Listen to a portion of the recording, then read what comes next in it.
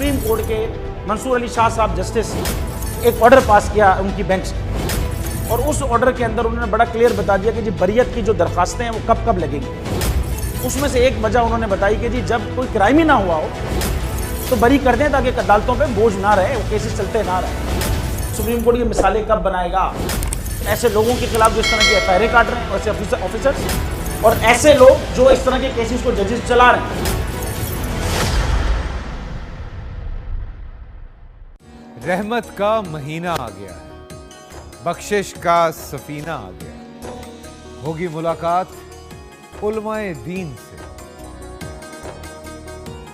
जो देंगे इत्तेहादे बैनुल मसालिकीन का दर्स, जिक्र होगा अंबियाए कराम, रमजान की स्पेशल ट्रांसमिशन रमजान में।